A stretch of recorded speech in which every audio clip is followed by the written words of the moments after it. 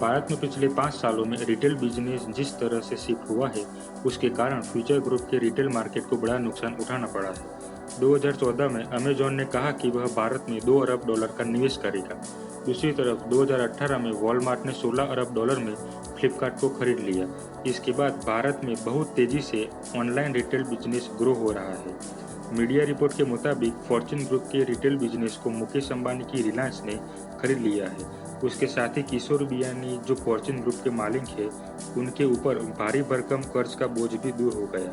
मुकेश अंबानी की company Reliance retail venture limited ने future group का रिटेल, होलसेल, लॉजिस्टिक और वेयरहाउस बिजनेस 24,713 करोड़ में खरीद लिया है।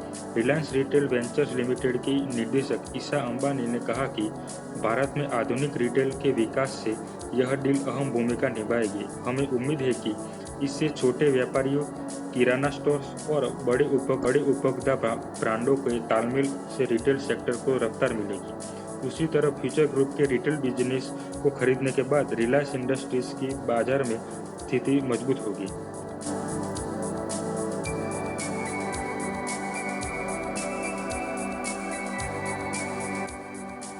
आपको बता दें कि किशोर बियानी को भारत के ऑर्गेनाइज्ड रिटेल बिजनेस का फादर कहा जाता है।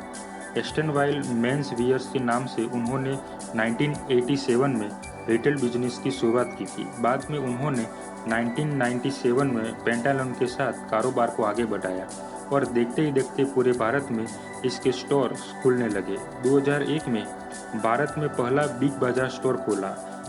2008 की आर्थिक मंदी के बाद कंपनी के कारोबार पर काफ़ी बुरा असर हुआ और धीरे धीरे कर्ज का बोझ बढ़ता गया। 2012 में कर्ज के बोझ को कम करने के लिए उन्होंने पेंटालून को बिरला ग्रुप को बेच दिया। उसके बाद भी कंपनी पर कर्ज का बोझ बढ़ता गया।